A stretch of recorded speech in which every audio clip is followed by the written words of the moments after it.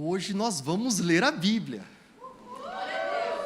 Nós vamos ler a Bíblia, de fato, é muito bom ler a palavra de Deus. 2 Crônicas, capítulo 20, tem uma das histórias que, para mim, são uma das histórias mais icônicas do Velho Testamento.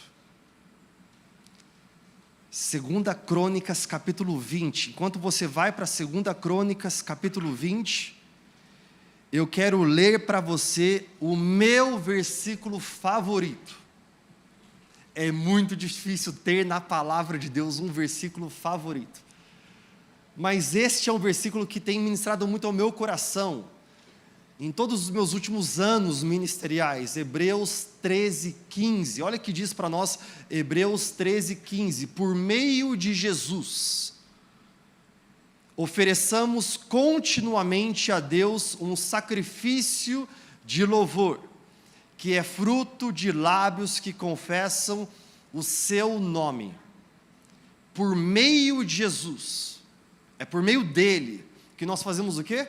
Ofereçamos continuamente, não é às vezes, não é de vez em quando, não é apenas alguns momentos, é continuamente, um sacrifício de louvor, que é fruto de lábios que confessam o seu nome. Hoje eu queria falar com vocês sobre sacrifício de louvor.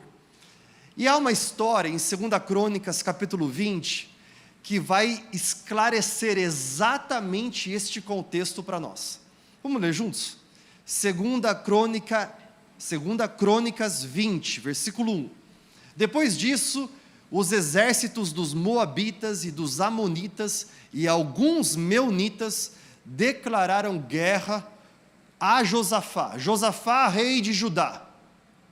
3 reinos diferentes, Moabitas, Amonitas e os dos montes Seir, ou Meunitas, declararam guerra a Josafá. Josafá, rei de Judá. Judá, muito pequeno.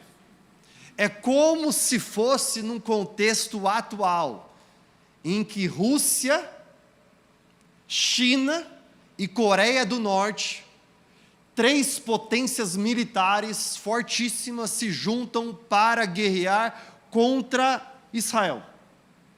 Um país muito menor, com um poder militar forte hoje, mas muito menor em números comparado a todo o exército junto, China, Rússia e Coreia do Norte.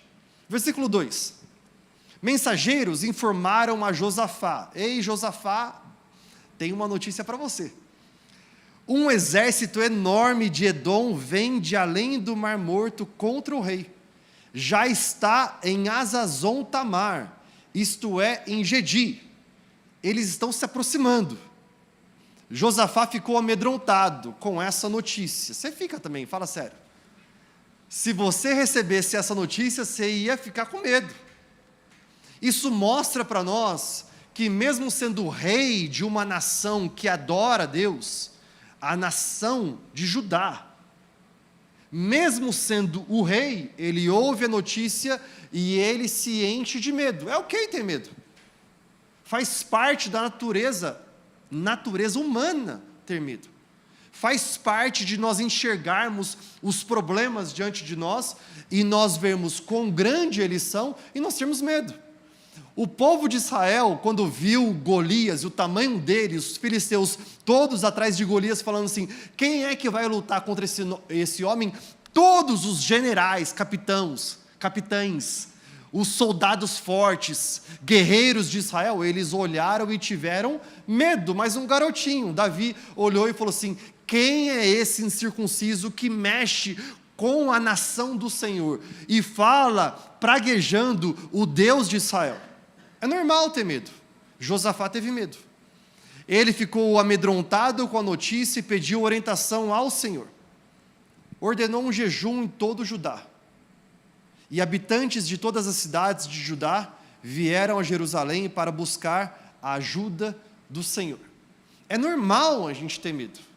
Só que o que me traz uma esperança, e eu quero apresentar isso para vocês hoje, É exatamente o ensinamento que nós vemos na vida de Josafá. Josafá não é um cara comum. Ele não é nem um pouco comum, porque o nome dele está na palavra de Deus. Josafá é um rei que ele tem o seu mandato diante do povo de Israel durante certo tempo. Ele sente medo como eu e você, mas a questão não é o que nós sentimos, mas qual é a nossa resposta diante daquilo que nós sentimos. Qualquer pessoa pode abrir os olhos e olhar para a volta e ver injustiça, pobreza, depravação, fome. Qualquer pessoa consegue enxergar ao lado problemas. Qualquer pessoa pode ver talvez uma perseguição num trabalho. Qualquer pessoa consegue enxergar e falar assim, tem pessoas que parece que fazem oração contrária, trabalho contra mim. Eles querem, na verdade, pegar um nome seu e levar lá pro terreiro de sei lá o quê e dedicar a Satanás para fazer um trabalho contra a sua vida. Qualquer pessoa consegue enxergar tudo isso. Qualquer pessoa consegue enxergar e sentir, opa, parece que a situação está difícil. Mas de repente, a resposta de Josafá, essa resposta que ensina para mim e para você. O que nós fazemos diante do medo? O que você faz diante da notícia muito ruim? Quando uma notícia muito ruim bate na sua porta, quando você descobre que um parente seu, ele está em muita dificuldade, quando vem o diagnóstico médico, quando você consegue sentir, ver e falar e ouvir a crise no casamento, quando o filho parece que ele fala, papai, mamãe, eu não quero mais ir à igreja com você. Quando você vê que as influências estão começando a influenciar negativamente, qual é a minha e a sua resposta? Quando o projeto seu da empresa está lá, mas parece que não anda e só tem a negativa bancária, só tem a negativa dos órgãos, só tem o cliente falando para você, não, ainda não, quando os outros, eles levantam calúnia contra você está fazendo o correto, mas inventam mentiras acerca da sua vida. A pergunta é, como é que eu e você reagimos? Como que nós somos ensinados a reagir hoje pela cultura desse século? É o meu sentimento, é a minha vontade, é a minha reputação, é a minha vida. E nós entramos numa caverna solitária nossa. Nós pensamos que o mundo todo gira em nossa volta e nós colocamos nossa cabeça debaixo da terra, nossos pensamentos num lugar de depressão, porque depressão é isso, é abaixo da terra, onde está escuro, onde você não quer mais ver ninguém, nem ouvir ninguém. É interessante que nós somos ensinados pela cultura hoje para fazer isso, e ao mesmo tempo que a gente faz isso, nós somos ensinados a ficar rolando em redes sociais para ver a vida alheia e pensar, ó céus, ó vida, a minha vida realmente é muito ruim, talvez seja fruto de decisões que eu tomei no passado, então vou ficar aqui me martirizando, vou ficar aqui me açoitando, mostrando para mim quanto a minha vida é medíocre, eu quero ficar lá debaixo da terra, mas eu ao mesmo tempo quero ver os posts e os feeds das pessoas mais interessantes para mim. E eu olho sempre vendo tudo por meio de um filtro, porque elas sempre vão postar aquilo que está muito bem na vida delas. Alguém que passa por um perrengue, passa por uma dificuldade, e daí o que você faz? Você vai e você posta o seu problema. Não, você posta aquilo que está muito bom, aquilo que está indo muito bem. Alguém aqui posta que você tentou passar pela imigração e você foi barrado e você voltou? Não, você posta o passaporte ali, a passagem de avião e você entrando. O que é que nós fazemos com relação a isso? Josafá, ele nos ensina o que é que nós devemos fazer de fato. Orar e jejuar. Ele declarou um jejum nacional. Ele falou para a nação toda, ei, vamos enfraquecer a carne e fortalecer o espírito. Nós não vamos jejuar, porque jejum é uma forma minha de mostrar para Deus que se Deus não fizer conforme eu quero, eu vou fazer aqui talvez minha penitência ao corpo, mostrando para Ele. Não, como se fosse uma criança mimada. Não. Jejum é para que a minha carne ela seja enfraquecida, o meu espírito fortalecido, e eu tenha mais sensibilidade para ouvir a voz de Deus. Eu jejuo para o meu coração, a minha mente, eu me aproximar de Deus. Para eu me afastar daquilo que talvez eu estou rolando e que alimenta a minha carne, pensando, a vida dos outros é melhor, eu passo a viver uma vida de inveja, eu passo a viver uma vida em que eu não tenho gratidão por aquilo que eu estou vivendo, porque eu só estou falando, praguejando, murmurando. Quando eu jejuo, eu deixo tudo isso de lado, porque eu quero enfraquecer a minha carne. Mas além de jejuar, que é desconectar do mundo, eu me conecto com Deus. Eu oro. É isso que Josafá faz. Ele chama todos os habitantes das cidades de Judá para buscar a ajuda de Deus. Versículo 5. Josafá se pôs em pé, diante da comunidade de Judá e de Jerusalém, em frente ao pátio novo do templo do Senhor, e orou. Eu amo que ele orou. Eu aprendo com Josafá, porque Josafá ora. Josafá não fala, ele ora. Você nota que Josafá, na crise dele, 3 exércitos grandiosos querem nos atacar. O que ele não faz é buscar a opinião do amigo que não sabe o que é buscar a Deus, que não faz a mínima ideia do que é governar o povo. Ele não vai atrás de um primo, ele não vai atrás de um lugar em que ele fica num boteco ouvindo a opinião dos outros, ele não faz nada disso. Ele não fica falando numa roda de amigas, fofocando sobre a vida do outro e da outra. Ele entra diante de Deus, ele fala com Deus. É tempo de eu e você aprendermos que o crescimento da nossa vida, o desenvolvimento de nós como filhos de Deus, não está no lugar em que nós repetimos a cultura desse século, mas aquilo que nós fazemos diante de Deus. Eu não vou ficar buscando a opinião de todo mundo, eu quero saber em primeiro lugar, quem é o alfa e o ômega? É o Senhor, Ele é o início, Ele é o fim. A palavra de Deus diz para nós, em Mateus 6,33, buscai em primeiro lugar o reino de Deus, e todas as demais coisas serão acrescentadas a vocês. Eu busco em primeiro lugar a Deus. E Josafá, ele faz isso, ele ora, ele chega diante de Deus, ele fala assim, ó Senhor, o Deus de nossos antepassados, somente Tu és o Deus que estás nos céus. Tu governas todos os reinos da terra, és forte e poderoso, e ninguém pode resistir a Ti. Ó nosso Deus, acaso não expulsaste os habitantes desta terra, quando Israel, Teu povo, chegou? Não deste esta terra para sempre aos descendentes de Teu amigo Abraão? Teu povo se estabeleceu aqui e construiu este templo em honra ao Teu nome. Olha que oração fantástica. Olha que demais a atitude do rei Josafá. Ele começa falando com Deus antes de pedir. É isso que eu e você fazemos facilmente, não é? No desespero, a gente quer chegar diante de Deus e falar assim, Deus, eu preciso disso, daquilo outro.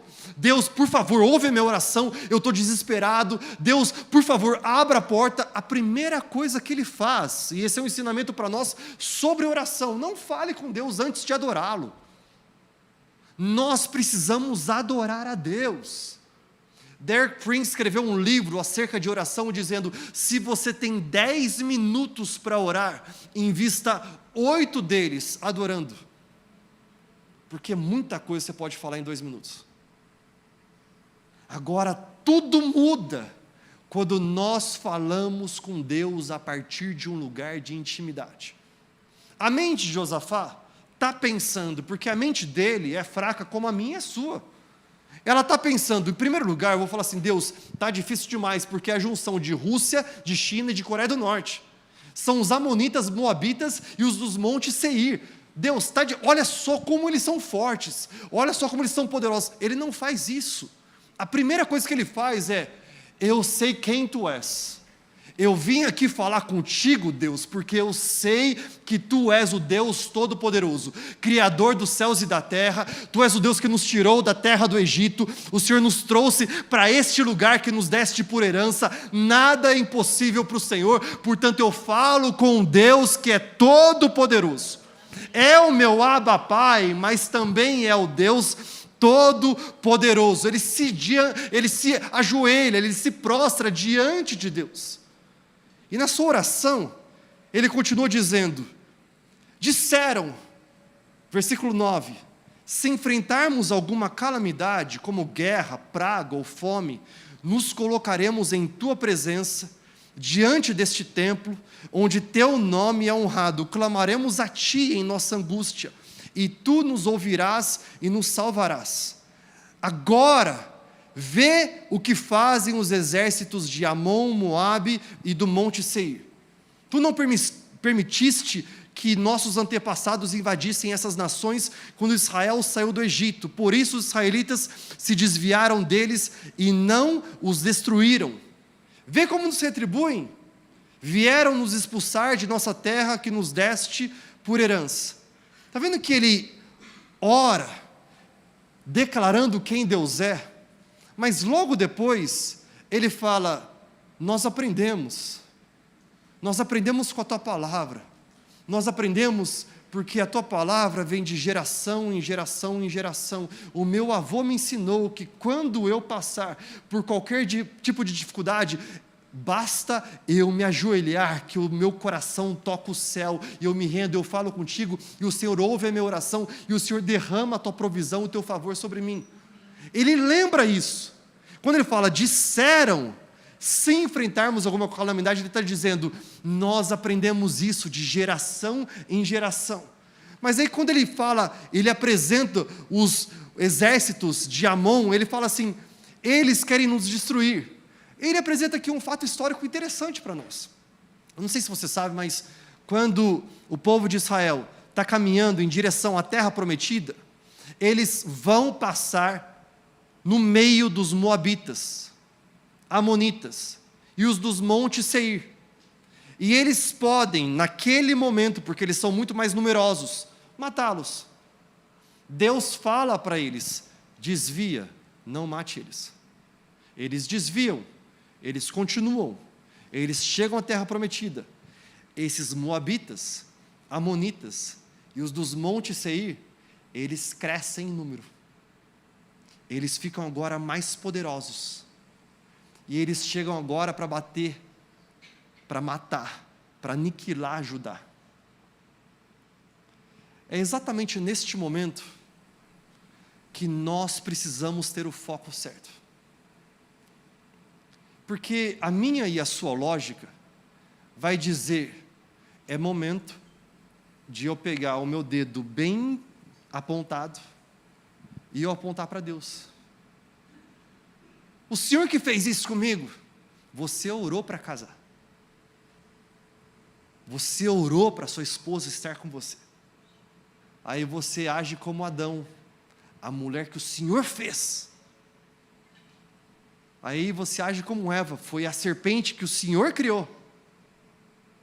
É exatamente neste tempo que nós precisamos entender onde vai a nossa conversa e a nossa oração com Deus. Josafá nos ensina tanto, mas tanto. Ele nos ensina como orar. Deus, o Senhor falou lá atrás para nós desviarmos deles. Nós obedecemos. Eu não entendo, Deus, porque eu obedeci. Eu não entendo porque eles cresceram. Eu não entendo porque nós agimos com bondade para com eles e eles agem com maldade para conosco. Eu não entendo isso.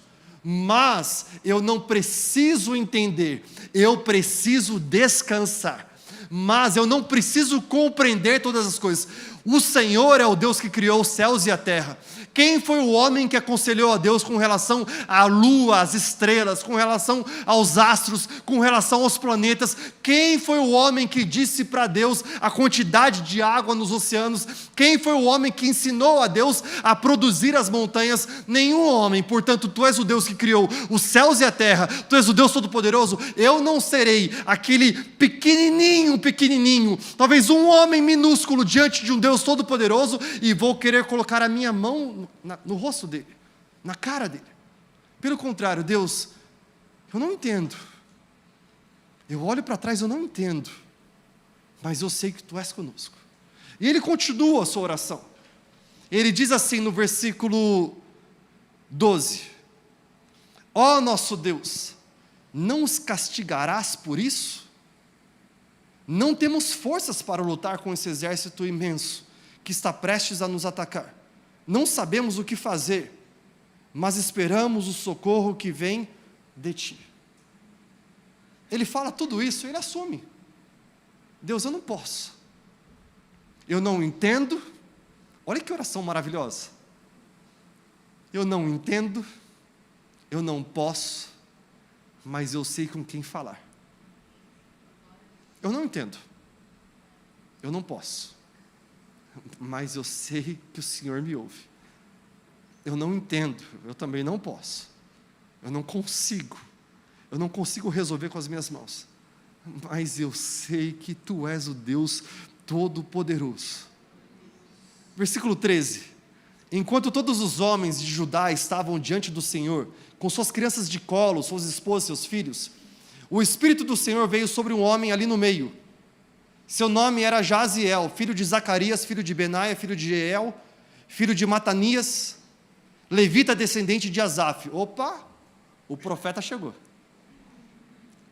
Claramente, se você sente no seu coração que Deus está trazendo como descendência a família Meirelles, profeta Gabriel, tem alguns nomes bons: Jaziel, Zacarias, Benaia. Imagina, se você vê alguém assim, qual que é o seu nome? Prazer, meu nome é Benaia. Você fala assim, ei, eu estou falando com o profeta de Deus, certeza absoluta. Jeiel, Matanias, levita descendente de Asaf. Ele disse: escutem-me todos vocês, povo de Judá e de Jerusalém. Escute, rei Josafá, o profeta. Ele se levanta, ele fala com o povo, e ele diz para o rei Josafá: rei Josafá, escute. E ele continua dizendo: escute, rei Josafá. Assim diz o Senhor: não tenham medo, não fiquem desanimados por causa desse exército imenso, pois a batalha não é sua, mas de Deus. Amanhã marchem contra eles. Espera aí, não entendi nada. Não, aqui eu tive dificuldade. Como assim? Estava bom até agora. Escute, povo de Deus. Escute, rei Josafá. O Deus Todo-Poderoso é contigo. A batalha não é de vocês, mas é do Senhor. Todo mundo: é agora que eles vão morrer. Deus, vem com o teu fogo. Agora mesmo já era. Pronto. E eles: tá bom, vamos celebrar, vamos curtir. Mas a palavra dele continua: amanhã marchem contra eles. Todo mundo murchou, não marchou. Marchem contra eles. Vocês os encontrarão vindo pela subida de Ziz, no fim do vale que abre para o deserto de Jeruel. Quando os encontrarem, porém não terão de lutar. Deus, não faz sentido algum isso aqui. O Senhor trouxe o profeta para falar comigo. O profeta é o Jaziel. Jaziel, com certeza, a mãe dele era a tia do coque da igreja. Mas ele deu uma palavra que eu não entendi nada. Ele falou que a batalha é de Deus, falou para eu marchar, mas ele fala para nós encontrarmos ele e a gente não vai ter de lutar. Eu acho que esse profeta, ele não ouve mais Deus claramente. Ele tomou alguma coisa, ele está com algum tipo de loucura, não faz sentido algum. Vamos fazer o seguinte: Quando você ouve isso e você entra na sua lógica, na nossa lógica humana, o que a gente quer fazer? Pega essa palavra, deixa de lado. Nada a ver, esse profeta não bate bem. É exatamente essa história que mostra para nós que eu e você precisamos entender que os pensamentos de Deus são maiores do que os nossos. Isaías 55 diz que os caminhos dele são superiores, maiores do que os nossos. Eu não sei se você sabia, mas história nossa da humanidade. Você sabia que em algum momento da história nossa, nós achávamos, eu e você, os nossos avós, bisavós, tataravós, lá atrás, a gente achava que a Terra era plana, sabia disso? Os navegantes, eles falavam assim, viu, nós não podemos ultrapassar aquele limite do oceano, porque senão a gente morre. Eles achavam isso. Aí de repente, cientistas, filósofos, aqueles que olhavam para os astros, para a lua, para as estrelas, eles começaram a estudar e debater, chegaram num consenso, a Terra, ela é redonda. Uau, que demais. Eu e você pensávamos na nossa limitação, que era plana, mas aí a gente vem e a gente fala assim, a gente já ganhou o mundo, nós sabemos tudo agora, e ninguém mais pode sacanear a gente, ninguém mais pode falar mal porque nós somos inteligentes, nós sabemos que a Terra era redonda. E logo depois desse concílio, descobrindo que a Terra era redonda, eles trazem uma notícia global, porque agora é um globo, a Terra redonda. Nós estamos no meio de tudo. Estrelas, lua, planetas, e aquela estrela bem grandona chamada Sol gira em torno de nós. E nós acreditamos nisso. Olha a limitação da mente humana. A galáxia solar, que tem o Sol como centro, e todos os outros planetas orbitando em volta do Sol, nós achávamos que todos orbitavam diante de nós. Por isso que é tolice eu e você ficarmos com nossa lógica. Porque eu estou falando aqui sobre fatos históricos que foram de muitos anos. Muitos debates. Cientistas, filósofos morreram achando que a Terra era plana, depois redonda, sendo o centro do universo. É exatamente nesse momento que não precisa fazer sentido para nós. Vale mais obedecer do que sacrificar. Vale mais eu ouvir o que Deus está falando, eu quero ouvir o que Ele tem para dizer e obedecer plenamente o que Ele diz. E olha só o que a palavra de Deus fala. Quando encontrarem, Jesiel continuou, ele falou, não parem de lutar. Tomem suas posições, depois fiquem parados e vejam o livramento do Senhor. Ele está com vocês, povo de Judá e de Jerusalém. Não tenham medo nem desanimem, saiam para enfrentá-los amanhã, pois o Senhor está com vocês. Bem, pessoal, acho que o rei Josafá, logo depois disso, ele falou assim, profeta Jesiel falou, bênção. Alguém aqui entendeu? Não, né? Então foi o seguinte, porque essa palavra é de um entendimento muito superior ao nosso. Então foi o seguinte, vamos rever e vamos só obedecer. Eu amo o rei Josafá porque ele se humilha. Ele não é um cara cheio de orgulho. O rei Josafá é um rei humilde. Um rei que ouve o profeta e fala assim, eu não entendi nada, mas eu vou obedecer tudo. Eu amo ele porque ele não é o cara que olha assim, mas quem você acha que você é, pastor, para falar comigo? Olha aqui a minha formação acadêmica, olha só o que eu já fiz na minha vida, olha só o que eu já fiz com isso, com aquilo, olha só quanto dinheiro eu tenho no banco, olha só as conquistas que eu já tive. Ele não faz isso. Ele é humilde para falar assim, peraí, Deus falou hoje para nós, para a gente fazer o seguinte, tomar as posições, ficar parado e ver o livramento do Senhor. Foram três coisas só. Tomem posições. Ou seja, em que eu estou fundamentado? Você sabe que a casa que é edificada sobre areia, vem chuva, vem os lagos, vem os rios, né, crescendo, a chuva, o vento. O que acontece? A casa desaba. Mas a casa edificada na rocha, ela permanece firme, plena. A rocha é a palavra de Deus, porque Jesus Cristo é a palavra. Eu quero acreditar plenamente tudo aquilo que a palavra de Deus diz para mim. Eu sei em quem tenho crido. É tempo de eu e você sermos aquela igreja tão louca por Jesus. Olha aqui para mim, tão desesperada por Jesus, tão cheia do Espírito Santo, que apóstolo Paulo já fala sobre nós. As coisas do Espírito de Deus parecem loucura ao homem natural, porque elas se discernem espiritualmente. Os homens vão ver você, vão falar assim: cara, é loucura você fazer isso. É loucura você, diante de tudo isso, você obedecer a Deus. É loucura você ir à igreja, o seu filho não vai mais com você. É loucura você continuar orando pelo seu casamento. Olha o que ele já fez, olha o que ela já fez. É loucura você insistir em obedecer a Deus. E você fala assim: pois é, eu não sou deste mundo. Eu quero ser encontrado pelos homens, como o apóstolo Paulo disse, como louco diante dos homens, porque melhor é obedecer a Deus do que eu sacrificar a minha vida, a minha família e o meu espírito. Tomem posições, tome a sua posição, tome a sua posição de orar e de jejuar, tome a sua posição de ouvir a Deus, tome a sua posição de ler a palavra com fome, com sede.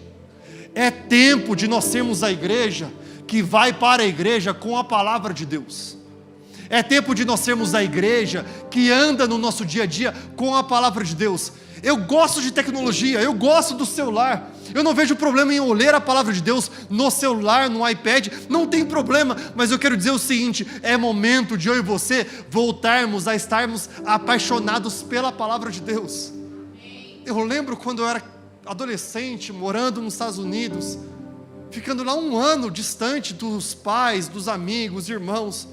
Eu lembro que tudo que eu tinha que era familiar diante de mim era a palavra. Eu lembro que eu cheirava a palavra, não no sentido ruim, tá? No bom sentido, porque eu queria sentir o cheiro do couro. Eu abria aqui as páginas e eu sentia o cheiro das páginas. A minha primeira Bíblia, essa Bíblia que eu ganhei em 2001, até hoje eu tenho ela, e é onde Deus mais falou comigo. É tempo de nós tomarmos posição, é tempo de nós sabermos exatamente o que é que Deus está falando. Ele fala assim: tomem posições, fiquem parados. Não é um dia você tomar posição e amanhã você já esquecer do Senhor. Não é um dia você tomar posição, você orar, e você jejuar, e você ler a palavra de Deus, e você decidir obedecer a Deus, mas amanhã você faz outra coisa, porque o seu sentimento vai falar para você fazer outra coisa. Ah, pastor, mas o meu coração está mandando. O coração do homem é enganoso. O meu e o seu coração, os nossos corações são fracos. Tomem posições, fiquem parados, fiquem firmes e vejam o livramento de Deus. Versículo 18: então o rei Josafá se prostrou com o rosto no chão, e todo o povo de Judá e de Jerusalém fez o mesmo. Para quê? Em adoração ao Senhor.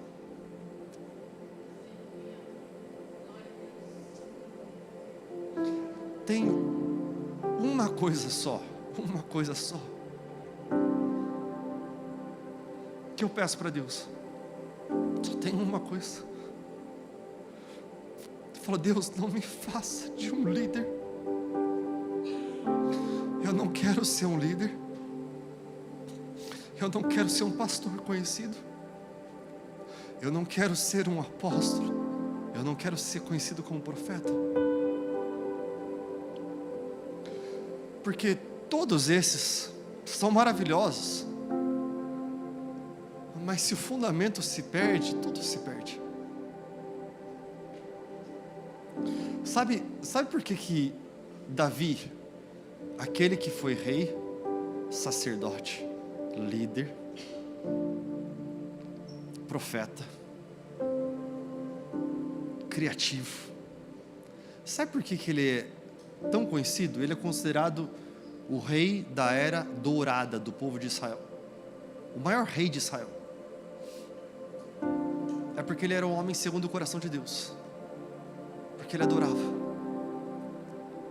O que eu amo nessa história é que o rei Josafá, ele ouve aquilo que parece não fazer sentido. Ele pensa, eu entendi, tome posição, fique parado e veja, Deus vai falar, Deus vai fazer.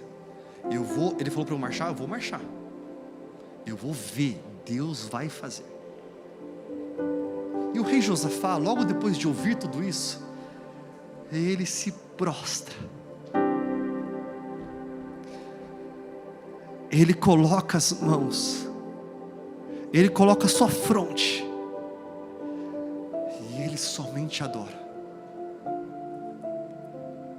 Para te adorar eu vivo, para te adorar eu vivo só para te adorar. Porque diante das crises, o mais importante não é as minhas estratégias fantásticas de solução. Diante da vida, o mais importante não é o brilhantismo meu,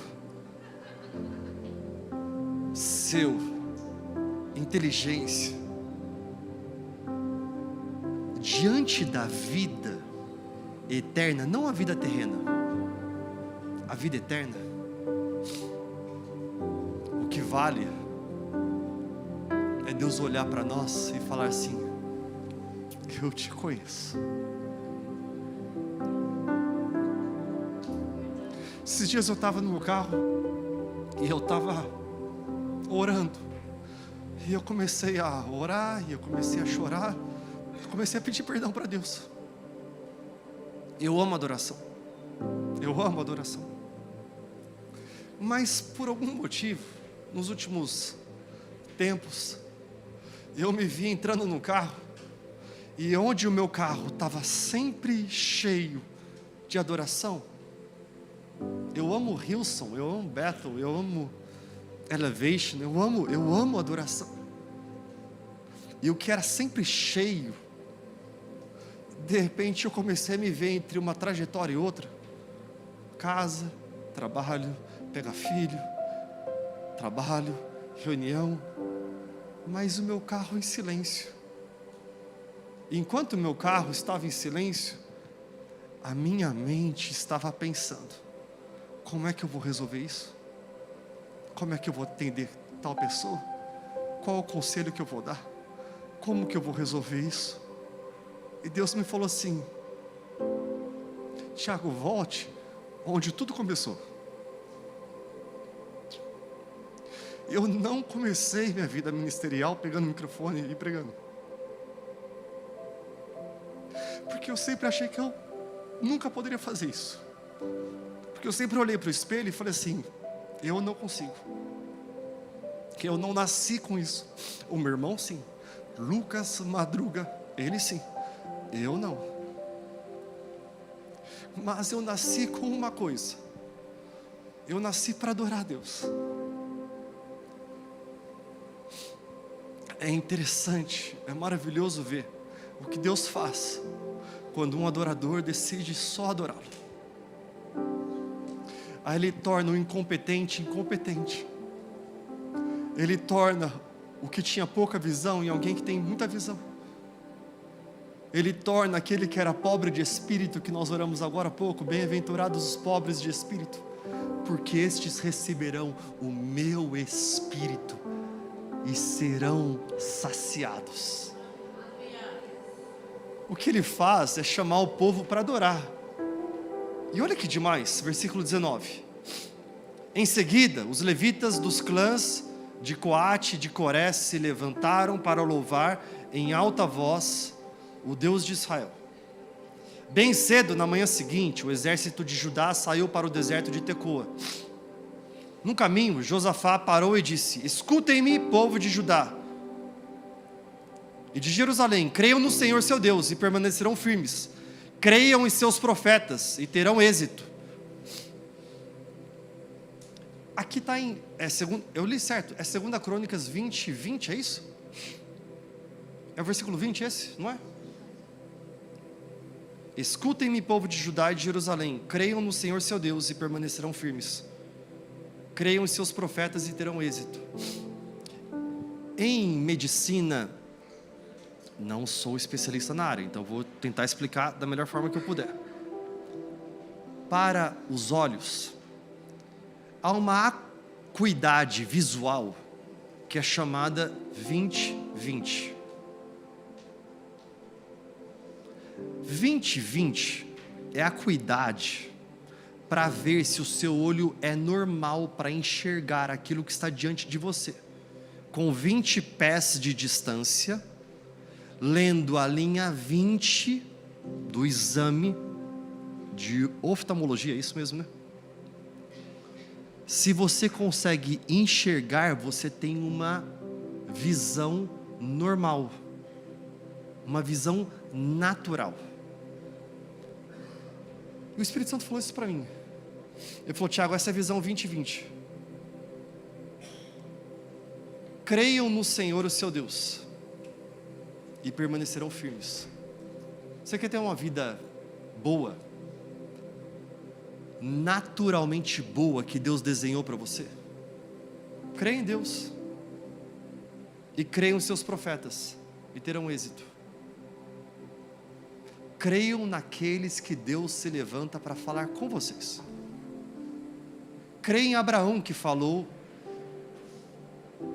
a nós, sendo inspirado no Senhor. Creia no apóstolo Paulo, que falou a nós, inspirado no Espírito Santo. Creia em João, apóstolo João, que falou a nós, inspirado no Espírito Santo. E depois ele faz uma outra coisa que eu achei assim, tão humilde, tão bom. Depois de consultar o povo, o rei nomeou cantores para irem adiante do exército, cantando e louvando o Senhor por sua santa majestade. Cantavam assim: deem graças ao Senhor, seu amor dura para sempre. Note que o rei Josafá, ele não decreta: ei, vocês levitas, pega o seu prato, pega o seu baixo, pega a sua guitarra, pega o seu teclado e faça isso. Não, ele consulta o povo. Eu quero consultar vocês. Eu sinto de Deus de nós marcharmos, mas ao invés de nós colocarmos os soldados mais valentes na frente, vamos colocar na frente os adoradores, porque grandes coisas Deus faz enquanto nós somente adoramos Ele. Fala sério, que adorador falaria sim à proposta? Você fala assim: não, peraí, mas e aqueles homens, Esparta, sabe, os mais fortes, que estão, rei, melhor eles irem na frente, a gente vai logo atrás, a gente toca um pouco mais forte, a gente pede para o pessoal do som aumentar o volume e ficar no PA mais forte, pode ser? Eles não fazem isso, eles falam assim: eu vou. Eles vão à frente, e olha só o que acontece. No momento em que começaram a cantar e louvar, o Senhor trouxe confusão sobre os exércitos de Amon, Moabe e do Monte Seir. Eles começaram a lutar entre si. Rússia, China e Coreia do Norte começam a lutar entre si. O povo de Israel começa a olhar para o lado e fala assim: a guerra dos 6 dias, isso aconteceu em Israel. Eles começam a olhar para o lado e falam assim: Deus está movendo os exércitos de Moabe, versículo 23. E Amon se voltaram contra os seus aliados do Monte Seir e mataram todos eles. Depois, os que haviam destruído o exército de Seir começaram a atacar uns aos outros. Quando os homens de Judá chegaram ao local de onde se avista o deserto, viram apenas cadáveres ao chão, até onde se podia enxergar. Não escapou nenhum só dos inimigos.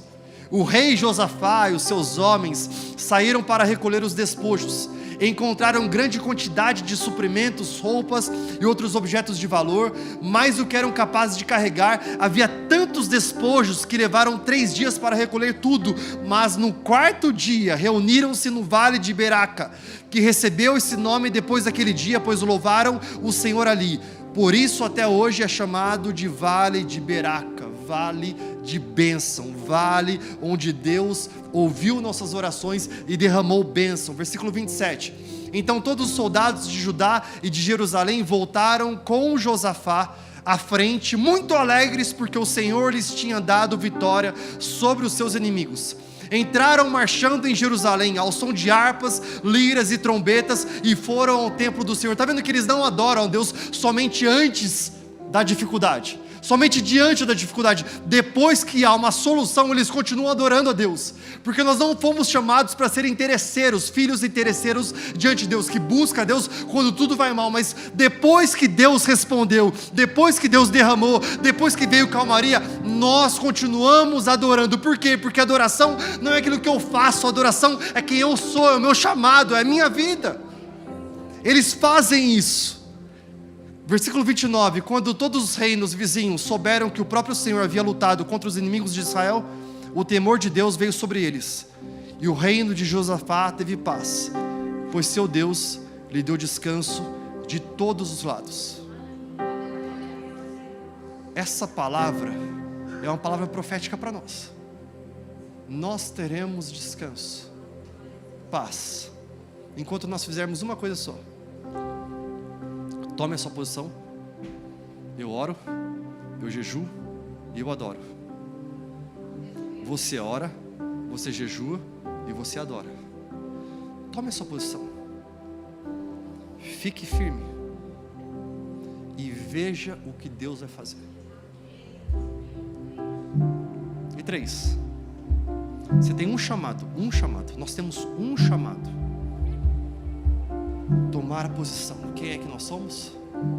Nós somos aqueles que oram, nós somos aqueles que jejuam, nós somos aqueles que adoram. Nós adoramos lendo a palavra de Deus, nós adoramos levantando nossas mãos, nós adoramos dançando, nós adoramos gritando, nós adoramos entregando nosso dízimo, nossa oferta, nós adoramos tocando, batendo na porta do vizinho, entregando para ele alguma coisa para comer, nós adoramos encontrando o pobre, o injustiçado, encontrando aquela pessoa que ainda não conhece Jesus e dizendo: eu tenho a resposta, Jesus Cristo é a resposta para você. Nós adoramos a Deus sendo sal na terra e luz no mundo. Nós adoramos, nós oramos, jejuamos e nós adoramos.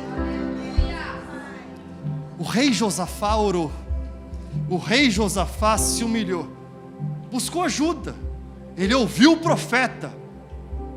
Visão 2020, creia no Senhor e creia nos profetas.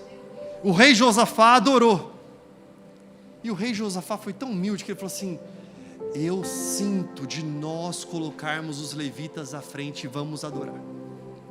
Ei, 3 Music, quem de vocês, se eu falasse, viu, vamos entrar numa batalha, vocês vão na frente, vocês iriam?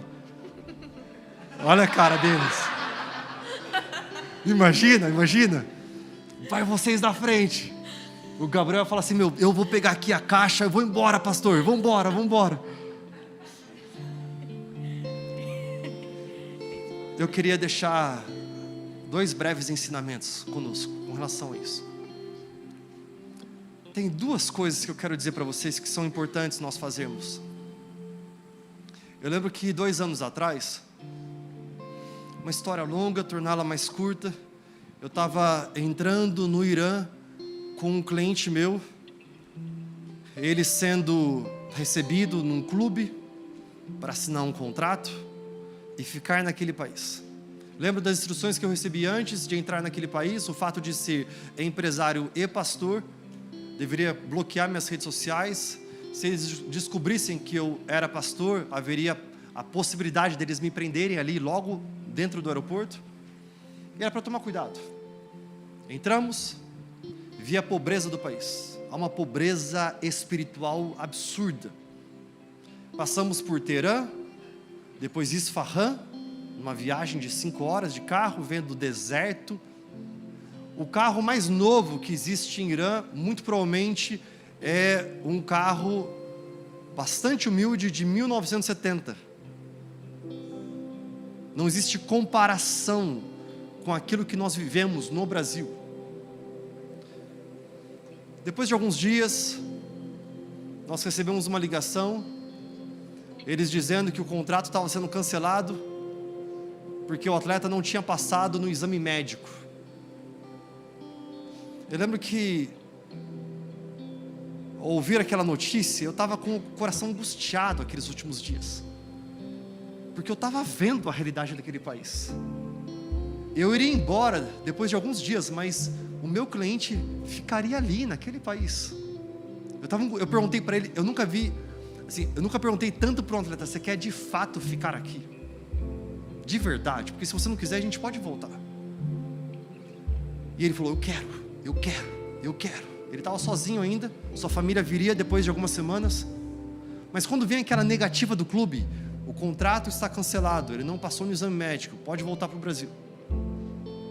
Eles pegam a gente, colocam nesse carro bem antigo para viajar 5 horas para ir de Isfahan para Teherã. Depois que nós estávamos no Brasil, o meu cliente me disse: Tiago, eu achava que em qualquer momento, passando por aqueles desertos, aquele motorista que tinha cara de terrorista iria pegar uma metralhadora, iria matar a gente e deixar os nossos corpos ali naquele deserto e nunca ninguém saberia de nós. Era um ambiente hostil.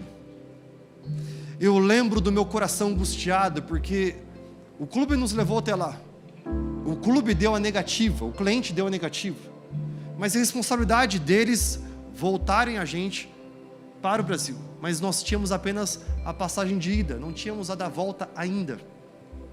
E eu lembro que estávamos chegando e eu perguntando para eles: cadê a passagem? Cadê a passagem? E eles não me respondiam. Quando chegamos no hotel, o meu cliente estava aflito. Eu falei assim: você está muito cansado, descansa, porque amanhã de manhãzinha é o nosso voo. Deixa que eu estou resolvendo tudo, pode ficar tranquilo. E eu fiquei naquele lobby de hotel, na frente do aeroporto. E eu comecei a pesquisar passagens, porque eles não tinham comprado. E eu achei 2 passagens para a manhã seguinte. Graças a Deus. 28 mil reais. Eu tinha ido para trabalhar. Eu tinha ido para receber o salário do meu trabalho, voltar para casa e trazer alimento para minha família. Eu não fui do outro lado do mundo para voltar sem nada, e pior, com menos 28 mil reais. Eu lembro que eu fiz a reserva e eu falei para a gente, eu falei: até tal hora pode efetuar a compra, está aqui o cartão de crédito. Eu falei isso, eu subi para o quarto, nós estávamos em um quarto só. Eu lembro que a hora que eu entrei no quarto, ele estava dormindo. Eu lembro que eu tomei um banho, depois eu deitei, e era um quarto escuro. E durante alguns segundos eu senti aquilo que eu nunca tinha sentido na minha vida. Eu estava deitado, olhando para o teto, pensando em todo o prejuízo, toda a frustração, todo o problema. E de repente eu senti uma mão me apertar. E apertava mais. E apertava mais. E eu queria falar, eu não conseguia falar. E a hora que eu olhei, eu vi tanta escuridão, mas tanta escuridão que eu nunca senti na minha vida isso. Eu lembrei aquilo que nós encontramos nas Escrituras, Salmo 130. Davi escrevendo: das profundezas do desespero, Senhor, eu clamo a Ti. Escuta a minha voz, ó Senhor. Dá ouvidos à minha oração. Senhor, se mantivesses um registro de nossos pecados, quem, ó Senhor, sobreviverá? Tu, porém, ofereces perdão para que aprendamos a te temer. Espero no Senhor. Sim, espero nele. Em sua palavra depositei minha esperança. Anseio pelo Senhor, mais que as sentinelas anseiam pelo amanhecer.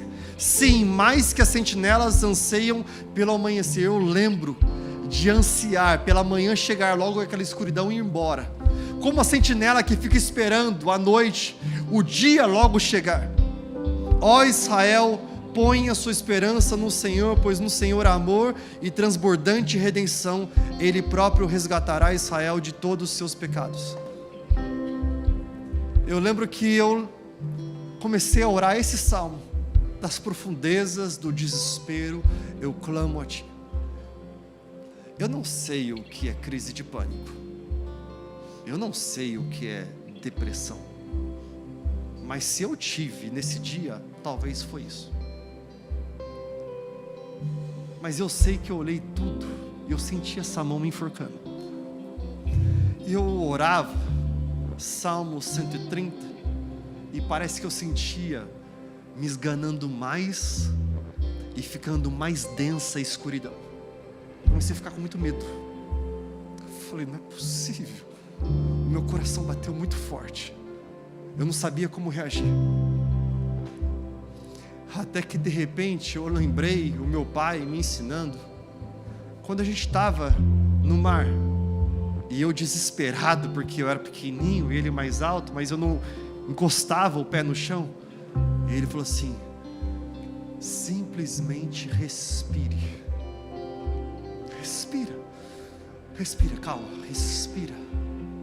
A primeira coisa que eu e você precisamos aprender, enquanto nós passamos, quando exércitos moabitas, amonitas dos montes Seir se juntam contra nós, primeira coisa, respira. Faz assim.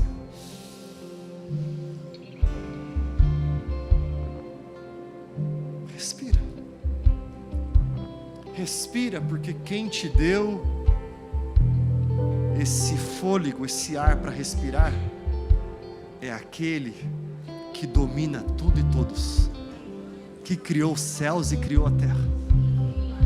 E eu lembro quando eu respirei, de repente a minha forma de soltar foi: Jesus. Aí eu fiz mais uma vez: Jesus. Quando eu falei a terceira vez: Jesus, aquele quarto ficou como luz do dia. Aquela mão não estava mais aqui, e eu pude levantar as minhas duas mãos e fazer apenas aquilo que eu fui chamado para fazer: adorar. Quando você estiver passando pela sua crise, lembre de fazer duas coisas: respira e adore. Respira e adore. Vamos fazer isso agora? Será que você pode ficar de pé onde você está?